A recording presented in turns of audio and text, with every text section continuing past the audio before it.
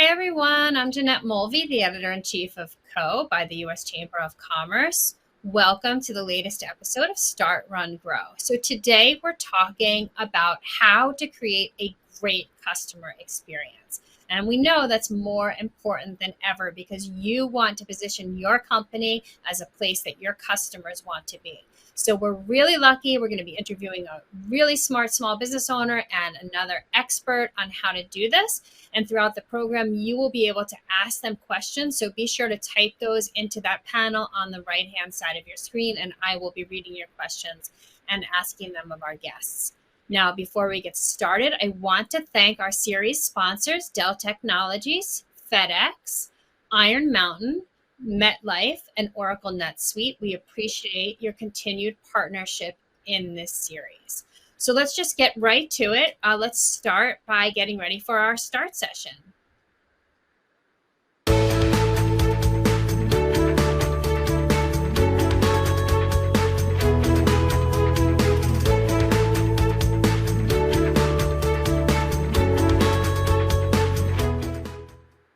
Okay, my first guest is Roy Rivera, and he is the CEO of Crom Rehabilitation. Now, Crom is located in Pearl Land, Texas, and they provide comprehensive physical therapy and rehabilitation services in a practice that's deeply rooted in diversity, equity, and inclusion. And he's going to talk to us today about how they factor that into their business model and how they create a great customer experience. Now, I had the pleasure of meeting Roy in person in Washington, D.C. a few weeks ago because he and his company were the winners of our 2022 Dream Big LGBTQ plus Business Achievement Award, which was a very big deal. So it's great to see you again, Roy, and thank you so much for joining us. Yes, no problem. Thanks for having me. Yeah, and congratulations again. That was a big deal. So just tell us about your business.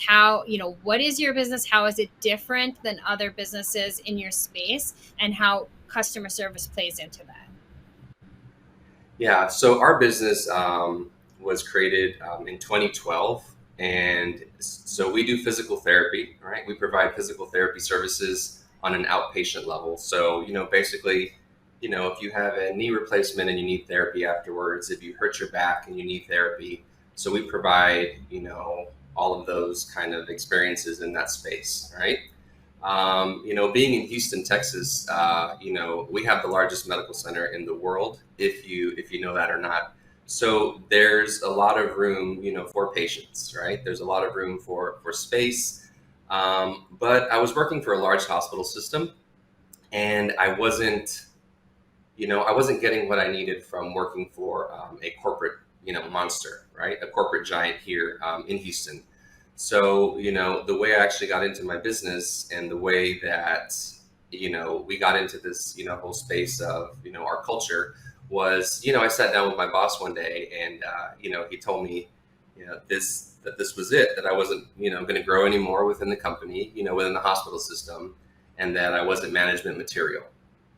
So, right away, I was 31 years old. That was just, put up a wall for me. And I was very shocked, to have that conversation. And that ultimately pushed me to start my own practice.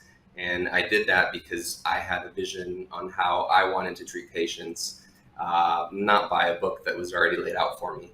And that's kind of how we got into the whole customer service experience, by building a practice around a culture rather than vice versa, which a lot of people do. Can you tell me what a great customer experience, what does that mean for your business? So if I were your customer, and I probably got there because I got a referral from a doctor. So what does a great customer experience look like?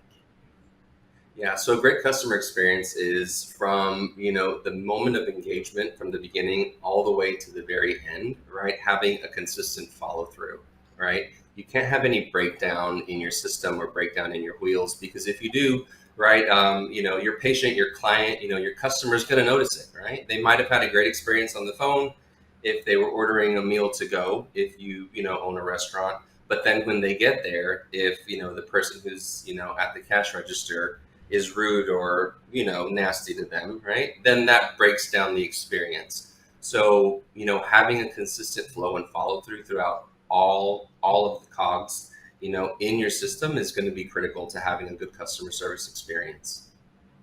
So it sounds like both communication and consistency are really important to you.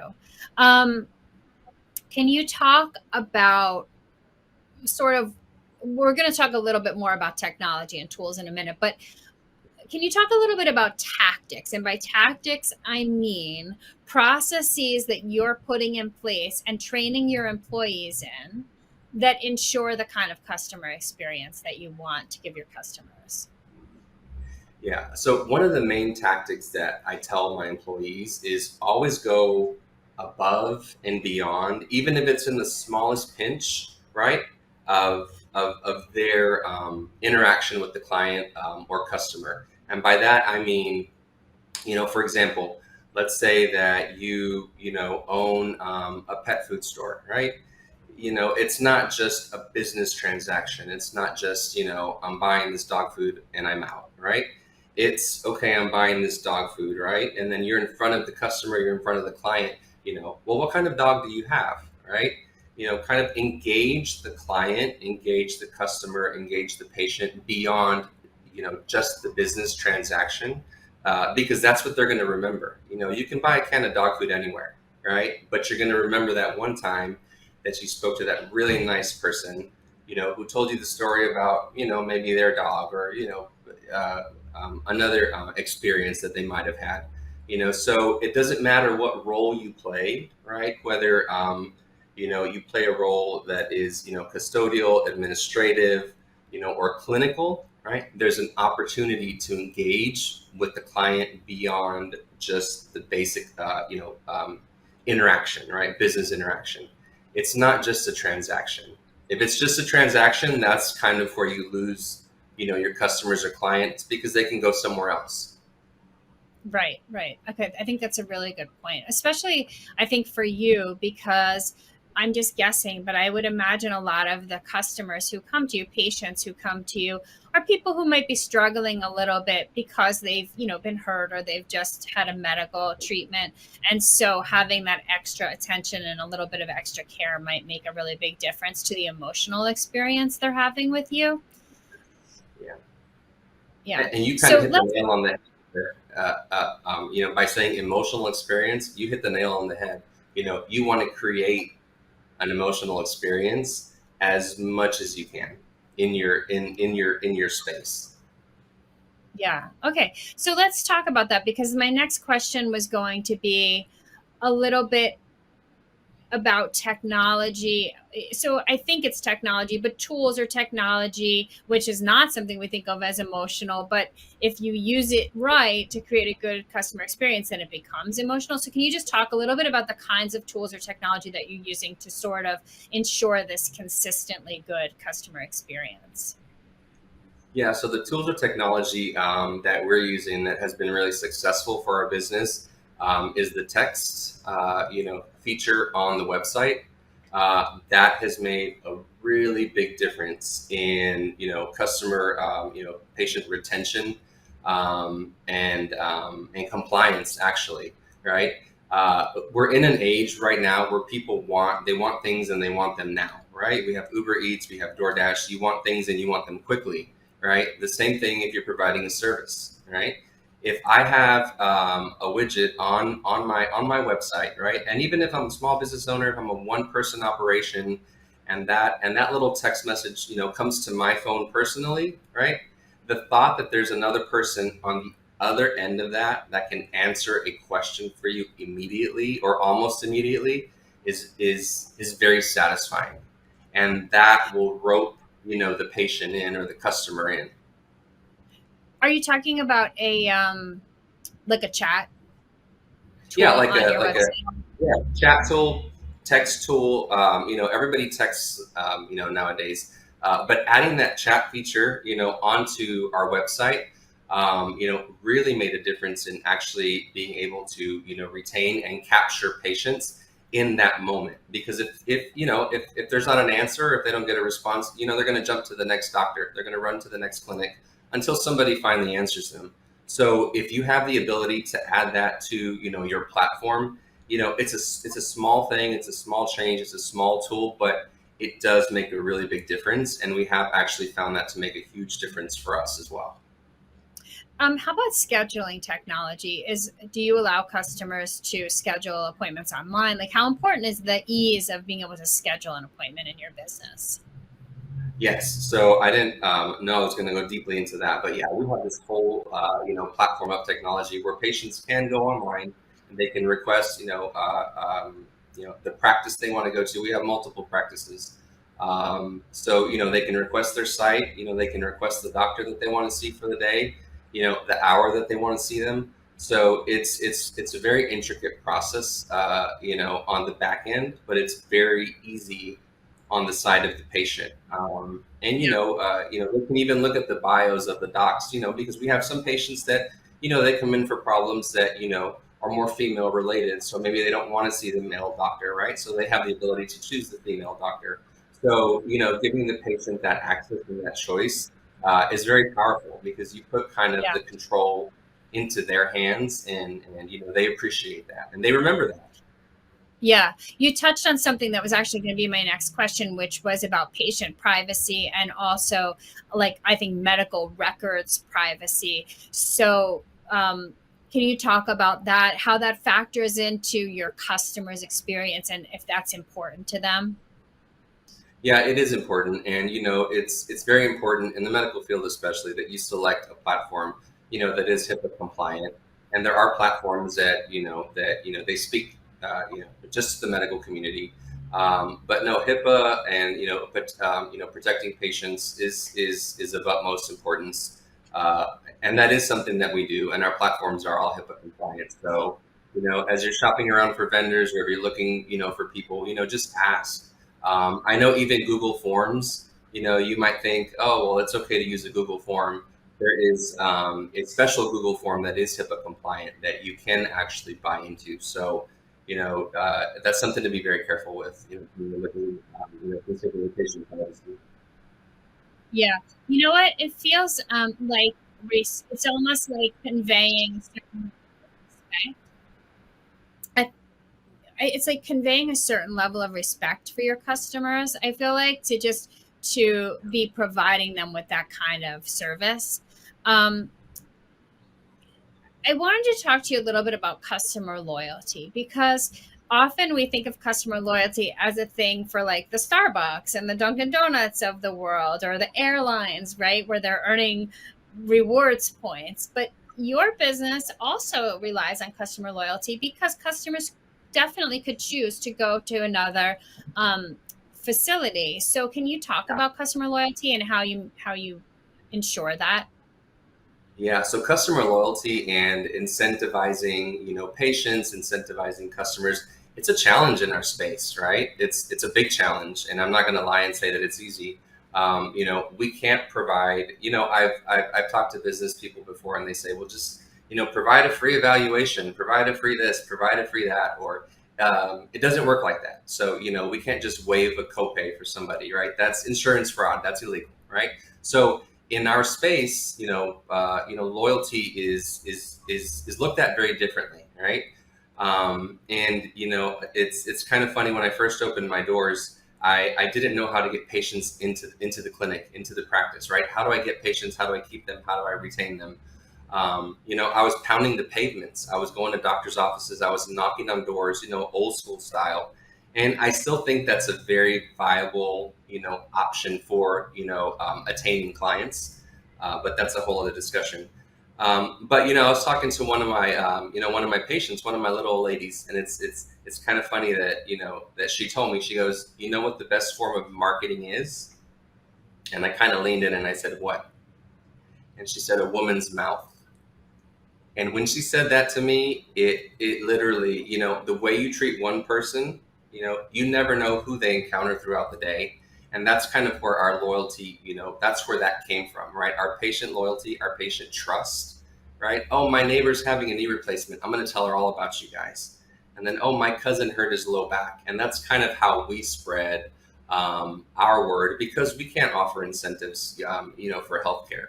So for us, loyalty is being very true to the customer experience and hoping that they are able to convey the message, to people around them in their communities, it becomes more of a community message. So how do you know if you're actually succeeding? What kind of mechanisms do you have in place to make sure that your customers are satisfied and to get feedback on what maybe, they'd like you to improve on? Yeah, so that goes back to our technology piece, right? So we have technology that once the patient leaves the building, once they've had their evaluation, right, they get an immediate, message on their phone, and it just asks them to rate us. Rate us. Give us, 1 star, 5 stars. What? So it immediately it's an instant capture. It doesn't send them a message a month later so that they have to think about the experience they had.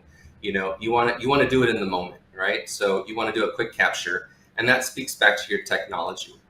Another thing you can do, to make sure that you're on track or make sure that you're, doing things the way you're supposed to be doing for customer loyalty is, don't hire these big, you know, uh, you know, um, these big, industry people to come in and, break things down and look at what you're doing wrong, right? It's all in front of your face, right? If you want to do that, you can, but it's all, I mean, literally, you have the client there at your fingertips, right? There's nothing wrong with you pulling the client aside and saying, hey, is there something in this whole experience, today that would have made it a little bit better for you?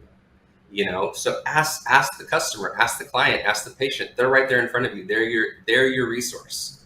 Yeah. If you get a And then be willing to, oh, sorry, go ahead. No, I was going to say, and if you get a negative review online, don't ignore it or don't try to bury it. Actually read it, right? Um, as ridiculous as it might seem to you as a business owner, there was a breakdown somewhere in communication, in expectation, right? Look at those negative reviews because, those negative reviews are learning experiences for you. Yeah. In all 10 years, I mean, we've been open for 10 years. I can count on one hand, right, the negative reviews that we have on one hand. Completely organic, right? Completely organic reviews. And it's, the reviews are usually like, my copay was too high or something that, we have no control of as a clinic. But, at the same time, right, that's where all the nuggets are in those negative reviews and in the people sitting right there in front of you. Yeah, and I was going to say, and you said it yourself, then be willing to listen, right? You can't ask if you don't really want to hear the answer. No, We have just a 100%. couple, right? So we just have a couple more minutes. I wanted to ask you this audience question, which essentially boils down to how do you make sure your employees are embracing the same commitment to customer service that you have?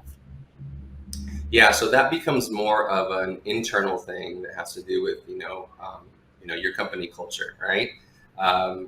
There are ways to audit employees to make sure when you're asking these these patients or or people that are coming through your businesses, right? It's okay to ask them about how was that experience at the front desk, or was that cashier okay, or it's okay to um, ask about where you're seeing the breakdown or if everything's being able to trickle down. So don't be afraid to I don't want to say put somebody on the spot, right? But ask, because they might need more training. And that goes back to your policies and your procedures and making sure that that's all intact. Well, I think that's a perfect place to leave it. That was went by really fast, didn't it? That was such good information. And I really appreciate it. So thank you so much for joining us. Again, congratulations on the award. And for the audience who's interested in applying next year for our Dream Big Awards, you can stay tuned to uschamber.com/dream big, and we'll be putting the next year's application there soon. So thank you so much, Roy. Yeah, no, thank you for having me. I appreciate it. Take care. Before All we right. move on, audience, we are going to do a poll. And the question is, how do you collect feedback from your customers? So you can go ahead and vote on that now. Your options are word of mouth, like Roy just talked about, online surveys, third party review sites, and automated chats. So I see word of mouth is leading Um, but it breaks down pretty good there. I think third-party review sites is interesting because it's interesting the process. I've seen a lot of small businesses going through a lot of efforts to ensure people do go to those review sites and leave reviews. So that's a conversation for another day. Okay, so thank you to Roy and thanks to all of you for voting. So next up, we're going to have our run sessions. So let's prepare for that.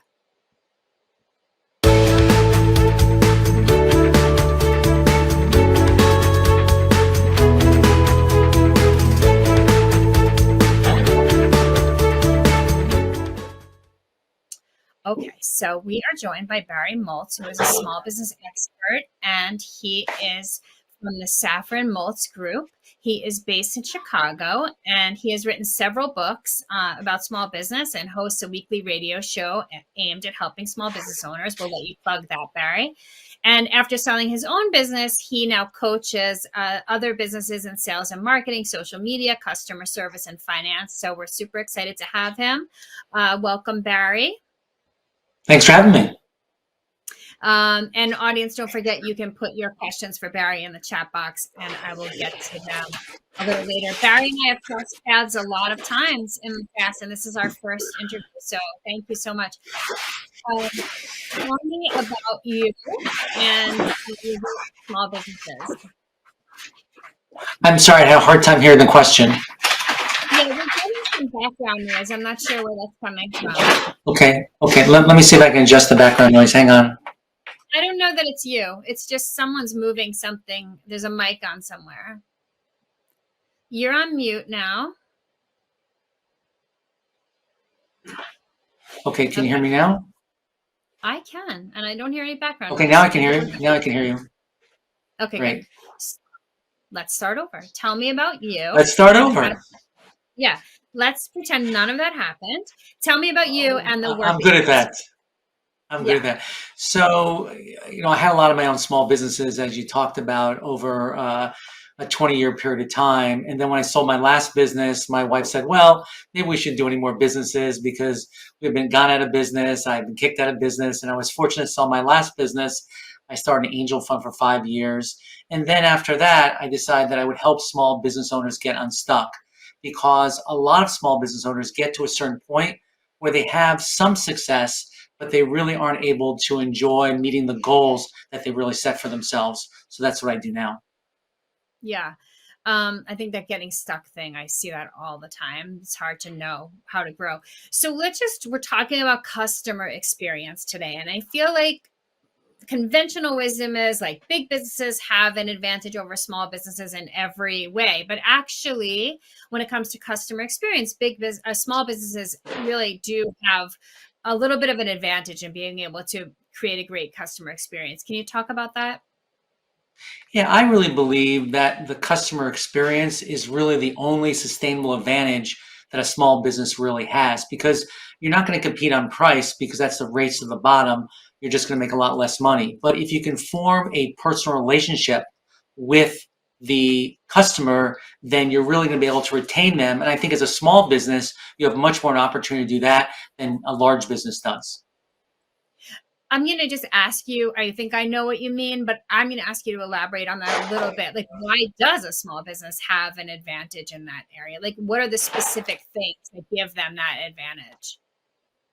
I think it's because they have less customers. I think there's also more contact between the customers, personal contact or email contact or technology contact between the customer and the business. They also have an opportunity to set up their systems so they're constantly in touch with customers on an ongoing basis. So for example, I just came back to the dentist, right? And I know the dentist isn't the best experience, but before I got to the dentist, they texted me and says, your appointment's tomorrow. If you have any special considerations, if you need painkiller, whatever it is, let us know. I go there. They smile. They ask me how I am. How have you been since we saw you? Whatever it was. I see the dentist. I leave. They smile. They thank me. As soon as I leave, they send me a text. That evening, I get a text from the dentist saying, are you feeling okay from your procedure? All of those kinds of things are really the personal touch that really brings up the customer experience and enables you to really stay close with your customer. Yeah. So that kind of sophistication of following up with a patient, and Roy talked about it too, like from beginning, from the first point of contact to the last, and then even after that point of contact is over. For a lot of businesses after a certain size, that's a hard thing to manage just out of memory, right? So you want to talk a little bit about CRM, which is customer relationship management software, which a lot of businesses think that they're maybe too small to use. Can you just talk about CRM as a concept and whether, when you think a small business should be thinking about using that? Yeah, I think from one person you should be using it. I mean, I love when I call up a customer and I ask them about, well, so how did your son do at the basketball game? And they say to me, Larry, I can't believe you remembered. And I'm saying, well, it wasn't me, it was my CRM. When even you're one person, technology is there to actually put your notes in about what the last contact with the customer was, and then also to automatically send texts or emails so you stay in touch with them. I really believe that too many people are so focused on getting new customers in the front door that they forget about their existing customers. They escape to the back door. And the success of your business is going to be not only on how many new customers you can acquire, but can you retain the customers you have and really have some kind of lifetime value? Yeah, you said about like the sun and the basketball example. But to that point, you have to use the CRM, like you're clearly using the CRM the way that it was intended to be used, because you're saying you're taking notes, you're writing things down. So I think that's just a really important point. Like the technology can't do it on its own. You as the business owner have to actually be leveraging it. Right. You have to set up the process within your business. I will tell you, if you spend a small amount of time setting up the processes within your business, it's really going to pay off in the long run. And a lot of people have to pick the CRM that fits their size. I don't believe that small businesses should go after a big business CRM, like Salesforce. There's plenty of them out there like Zoho and Thrive and Keep that are smaller and that will really just do the exact things that you want to do. And it doesn't have to be some huge implementation. And you can always upgrade later if your business grows. Absolutely.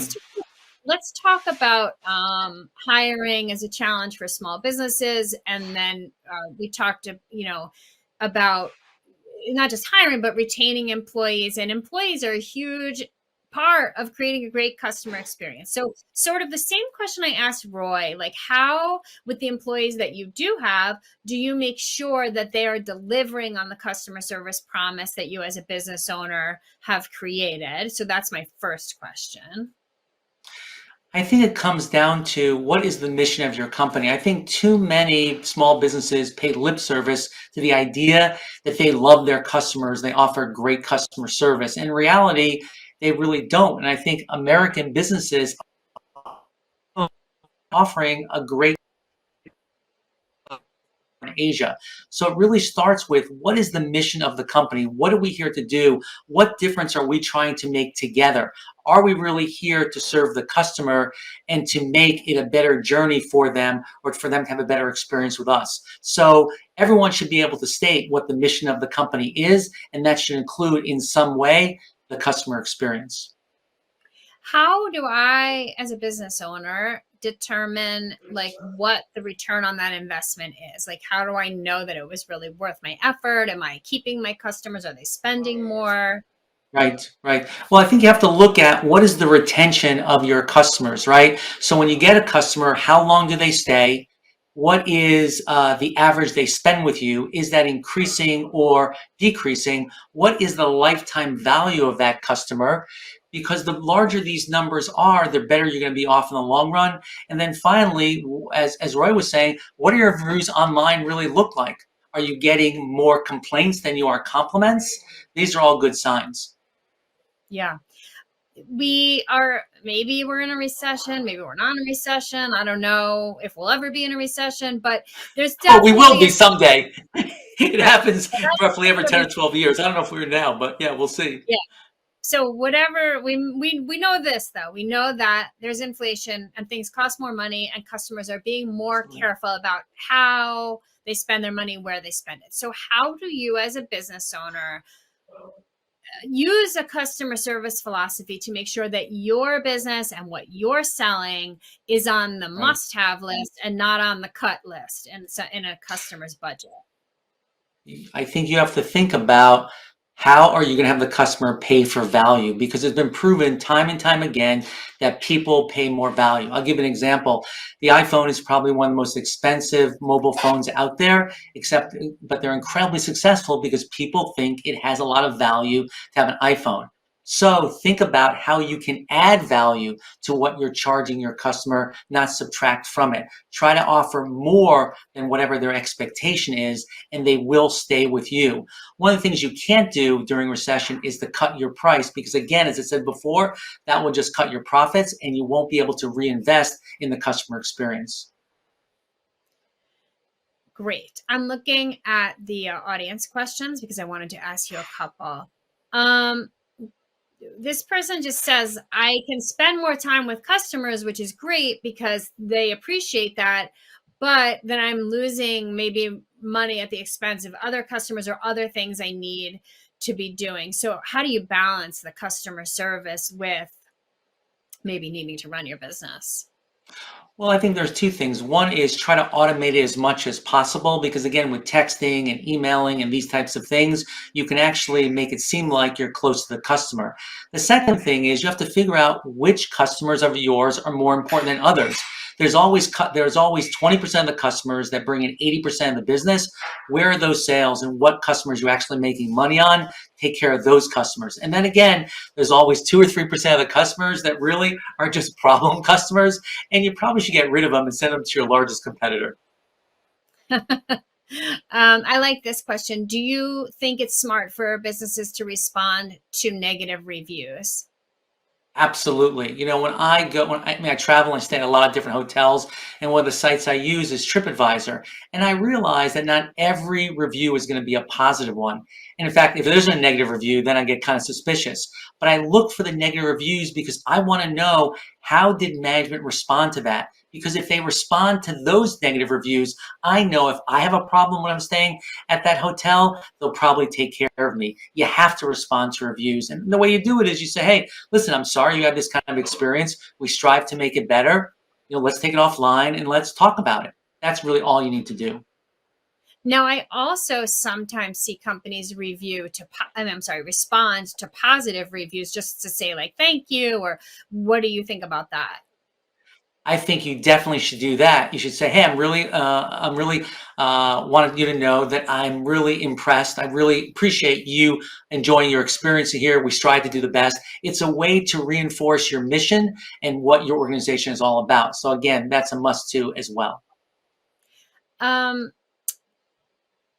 I mentioned this before. I am increasingly seeing businesses who are trying to walk their customers through how to leave an online review. Are you seeing that? And do you have any advice on how you can encourage customers to do that? Yeah, I think that you have to be proactive trying to get online reviews, because they just don't happen.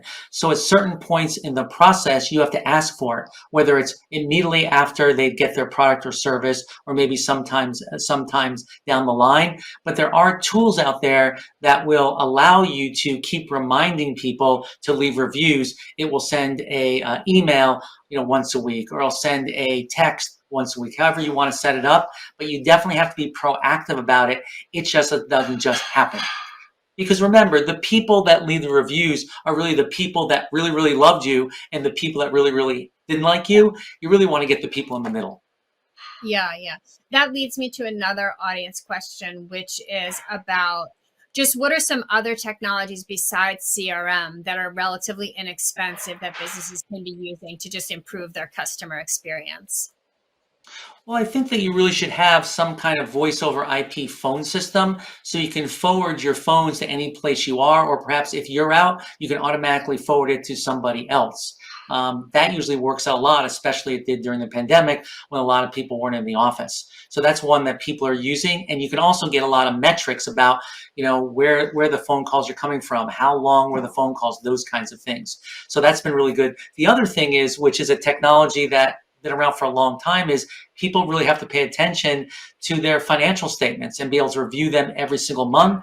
And there are so many tools out there that make it really easy to keep track of your bookkeeping and analyze where you're making your money and who your most profitable customers are. If I'm a small business owner and I'm not going to get CRM and I'm not going to use any of these tools, I'm just low tech and analog, and I don't have time to read the answers anyway. But if there was one question I could be asking my customers that I'm not asking them today, what do you think that question should be? I mean, one of the questions I would ask actually two questions. One question would be, how did we do? And you have to be ready for the answer, whether it's positive or negative. A lot of folks don't like to ask that question because they don't want to hear how they actually did. The second one is there anybody else that you might appreciate our service or product? If you can get some kind of referral, those are the two questions. I wanted to wrap up with this question because I think, Roy alluded to this, and this happens to businesses a lot, where you get customer feedback, whether you asked for it or not, but you get customer feedback about something that you can't control. So maybe it's the price, or, Roy said a copay or whatever it is. Like maybe you're getting your car fixed and it took 3 days for the dealer to get the parts and there's nothing they can do about that. As a business owner, what is the best approach to handling complaints about things you have no control over? Well, I would point out that we can't control this part of the process. I wouldn't blame it on those people, but say, hey, it's going to take 3 days to get your part. We're really sorry. As soon as we get the part, we'll schedule you to come in to actually get the thing done. And then say, I know we can't affect this part, but is there anything else we can do to improve your customer experience? So only work on, ask the customer, is there anything you can do, and try to control what you can control, but just point out what you really can't control. And I think mostly people understand what they really want is just communication.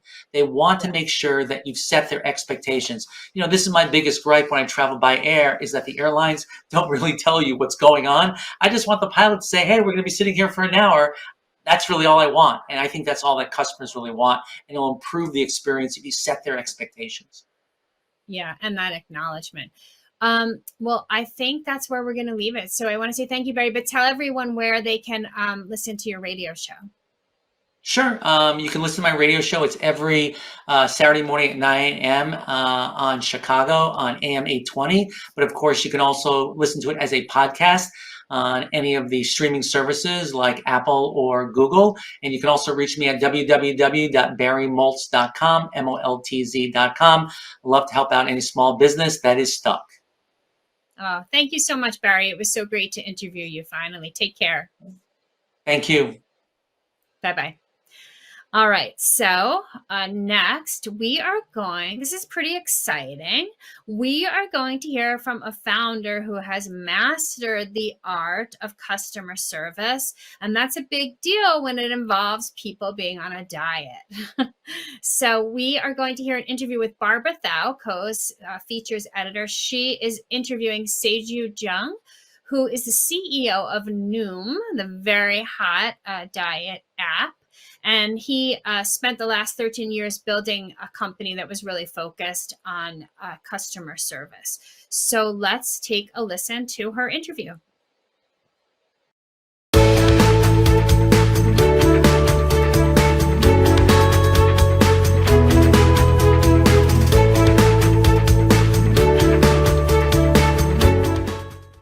Saeju Jeong is the co-founder and CEO of digital health platform Noom, which has become a bona fide household brand.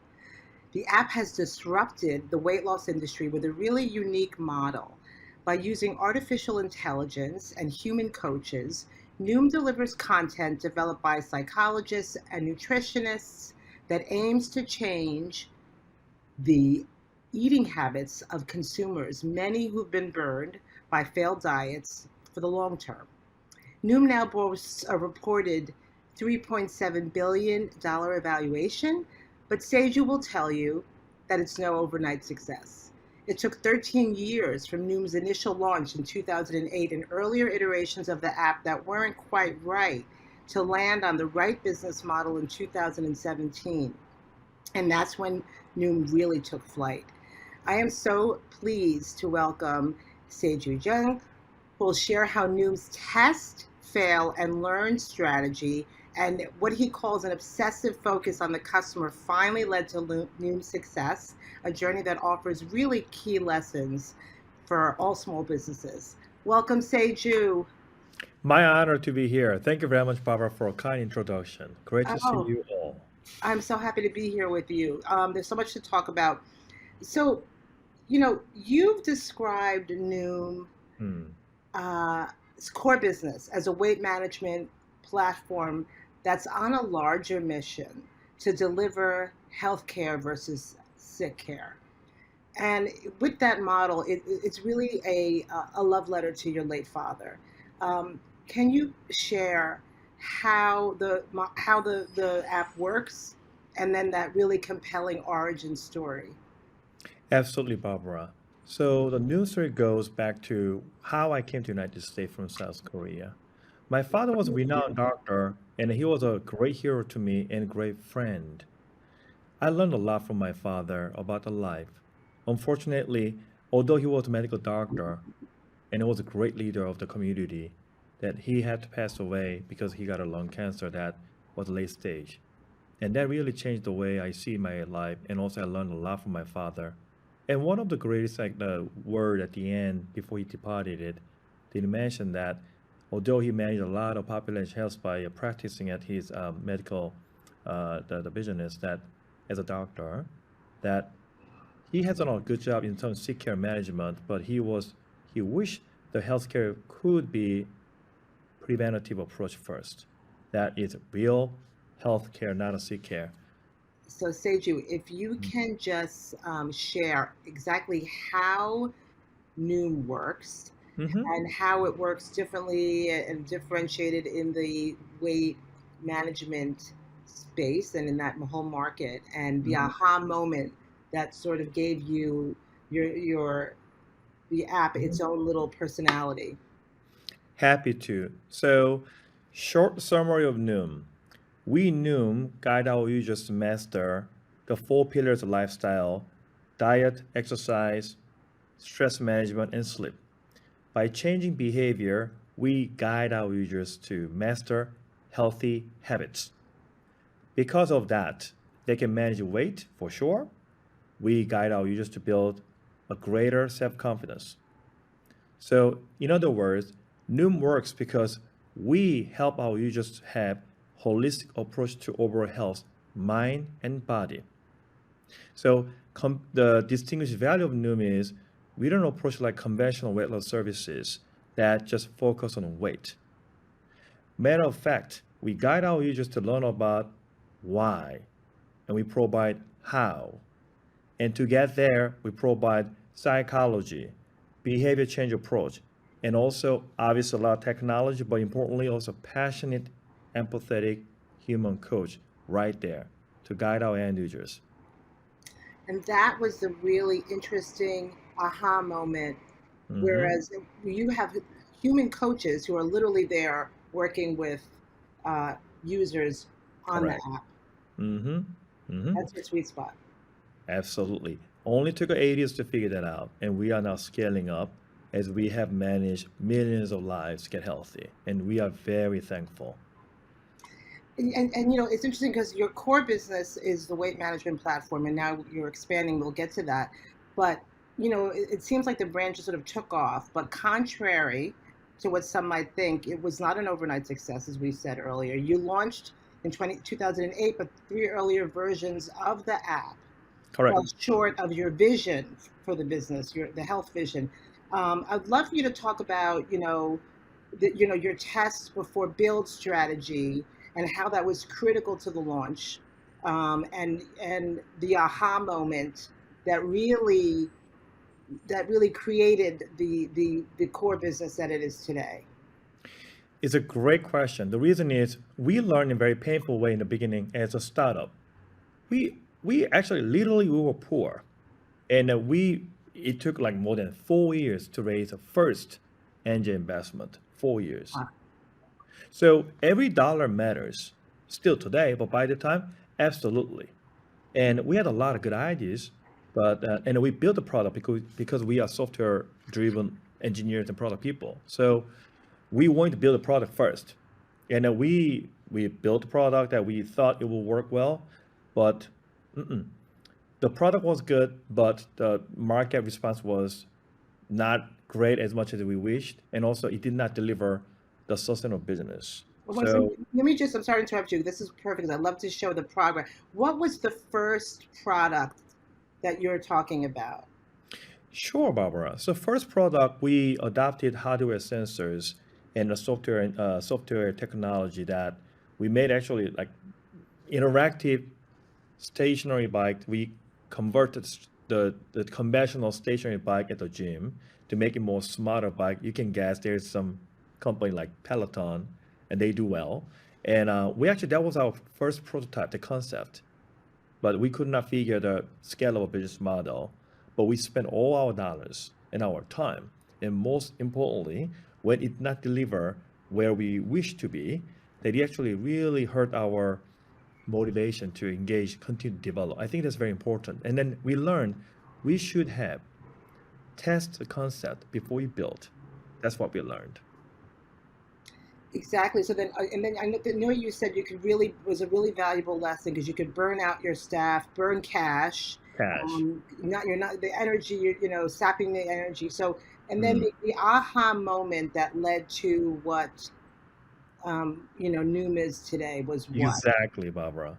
The reason is not only just business model, but it actually we were able to iterate and pivot our product focus from fitness to calorie counting product to now holistic approach, which is mind and body coverage service Noom. And that discovery took only 8 years. 8 years. It took many years to figure where we were. And I swear to God, when we found the company, in early days of the company, we never thought about we'll develop a weight loss service. And then the way we actually discover weight loss condition, and then the way we tackle the weight loss is not a conventional way. We figured by changing behavior, using psychology, and using technology, AI, and invite a passionate, empathetic coach, human coach. All that was the result of evolution, as we always test and we invite the right, best way we can guide our users. And that is why I made a little joke that it took only 8 years to figure. And after that, we constantly improve our product. And there's a ton of product ideas, but we always know our new ideas might not work. So we became humble, but we test. And when it goes well, then we build and then we launch the service to entire the user base. And that's when, just the whole idea of, we hear businesses all the time, whether they're startups or big legacy brands, talking about customer. We're focused on the customer, but a lot of it is lip service. And I thought that was really interesting because you have, like you talk about humility, how you have put customer obsession, that notion, right, and that philosophy into practice to specifically, if you could speak to how that specifically you did that to break into this huge weight loss market and establish big industry and by serving an unmet need, so that all startups can learn from. So how did you do that? What is it about your model, the application of customer obsession in practice that helps you really break into this market? For our case, the customer obsession started with like the sense and the norm that, of course, we care about customer satisfaction for sure. And we noticed that we can respond to what they want to, but it's very transactional, right? If the customer contact us mostly if they contact us, that's because they are angry at us and we want to solve the problem. I think that is a base, like one-on-one customer support. But we also learn they are so charged with emotion, either they're happy or unhappy, and they have a lot to say about our product experience. And we learned that we shall use that opportunity to ask because, first of all, we care about our users. Second, they have a lot of opinion about a product, again, whether good or bad. And it's excellent opportunity we can learn from our user. And there is a great insight that our product managers and our company can learn. And that is the way we learn and also, again, test the new ideas that how we can do better. And then we saw the improvement. It just takes time, but I want to make sure that there's one more, like another layer, 2, 3 layers. There's a great insight. If the company asks to users whether they are happy or unhappy, there's a great insight for sure, and that is the way we apply the customer obsession. And so, in terms of scaling, you and I have talked about how, and what I love about talking about you is that you unpack it, right? Let's pull the curtain back, right? And how startups scale a business is often such a mystery. So, you have an interesting, pretty straightforward take on scaling, and which is that it might sound counterintuitive, but you've scaled by focusing. So can you tell us how you scale the business and what's important to say about that, strategy for other businesses? I would just say focus is a beauty. It's also, again, it's quite common, like the wisdom we often hear as among entrepreneurs, business owners. But in practice, what that means that the business owners and also the leaders need to really think twice, third time to think what priority we may drop. You can say no, because it's very hard to say no. It's very hard to also like set the second priority become really second priority, not just like do it at like as a side project. It's very difficult. The reason I'm saying it that we internally call that we boil the ocean because we want to deliver great healthy outcome to our end users, and there are many ways we can make an impact positively. But the reason why we focus on the weight loss condition as a first our foundational vision is because we need to do something. We need to deliver great outcomes that our users can actually measure and be happy, and that focus deliver far better engaged experience and also greater outcome. And also because of that focus, our product people were able to develop the product features that can respond much better and also intuitively easy to understand and engage the service with our platform by users. So that is the way I see it. And also business model as well. If the business offer many ideas and optionalities that users get confused, that means the internal team get confused neither as well. So I often ask myself and our team that are we being focused and being aligned? And that only comes with the great, like the disciplined manner to approach to make the difficult choice, but be focused. So focus, and then that's how you really carved a niche in this space, right? In the weight loss management space. So in terms of, you're expanding now. New Mood launched a year ago to help consumers deal with stress and anxiety, and I'm curious about how it differentiates from other digital therapy apps in this post-pandemic landscape and how it's growing. Yeah, we believe that we discover by actually customer obsession, right? We paid attention how our users receive benefit and what they need. And we learned in 2019, majority of our Noom users, we call them Noomer told us that they really receive the benefit of by learning about anxiety and stress management, as that is a key bottleneck to learn and build a healthy habit. It was a great happy aha moment. Since then, we developed a product which is for New Mood, is for anxiety and stress management product. It is a little different product than just meditation applications. It is a product that we empower our end user to learn how to cope and manage the stress anxiety management, but we also pay attention why that happens to our end users. It's exactly the same method how we do for our Numerous for weight management, but that's how we do. Going forward, because we deliver great outcome with New Mood, 79% of our New Mood users receive a great benefit of using New Mood to manage their stress anxiety. So we are going to embrace that great advanced features as one product that Noom is going to take care of the mind and body for our going forward Noomers. So a holistic strategy. What do you wish that you knew 10 years ago that you would tell your 10-year ago self, that became critical to your success that you'd love to share with other businesses and entrepreneurs? I would like, if I can have time machine, I will go back and I will tell to myself and our team that a lot of good ideas that I think right now might not work well, and it is okay. As long as the team and myself are following the company vision and mission. And that means in vice versa, that a lot of ideas will not work as planned. So based on that, be mindful that it will take some time, so be patient, but do not lose the belief and the faith on the company mission and also vision, because that is the only way that me, myself, and also our team can be grounded and will be centered. Focus, and not just passion, but focus. And lastly, and thank you so much because we can go on. What is your best piece of advice for an entrepreneur, a small business, a startup? I would like to share from my own experience day to day, literally day to day, literally day to day. A lot of people come to me and my friends, my family, and like you, Barbara, even I'm surprised when I met you first that I've been doing this for now 15, this is 16th year of Noom. Yeah. A lot of people, oh, thank you very much. But I honestly, that feels like we are in a very early chapter of the business and also opportunity because our mission is noble and that we have a very clear vision how to get there. The thing is though, I'll be very frank, Barbara. There's a lot up and down. And I'm very certain, business owners, I am very certain. And if you are preparing for a new business, I'm sorry, my fellow entrepreneur, I will tell you, I guarantee you that you will face quite difficult time, whether you think you're ready right now, but it's bigger than you think, it's heavier than you prepared. But that's normal. But the thing is, I just want to kind of remind you that think about why you found the company and why you want to found the company. The mission and the vision always will shine on you and will help you to, again, put you in the center and you can overcome difficult time because difficult time is guaranteed. But at the end of the day, if you put your effort to deliver your mission, which is your promise to users and your stakeholders, your family members and employee, that will help you to get out from a difficult time and you will be fine.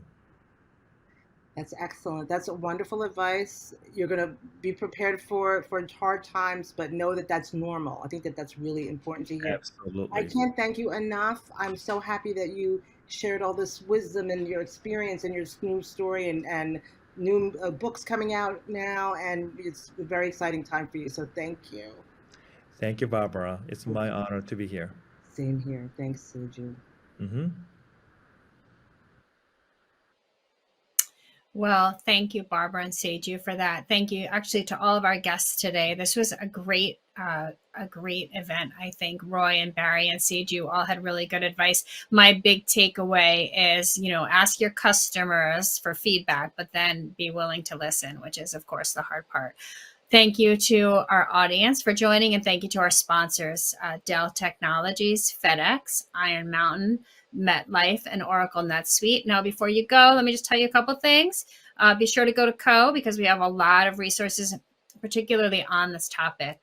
So that's growwithco.com. And then save the date next week on Friday. We at noon Eastern, we have a special co-brand studio workshop, Planning Your Future, which is optimizing benefits and strategies during uncertain times. Lastly, please join us for our final Start, Run, and Grow episode of the year, which will be Thursday, December 15th, where we will be talking about how and why you should certify your business. So I will see you all then. Thank you so much. Everyone take care. Have a great holiday, and we'll see you in December. Bye-bye.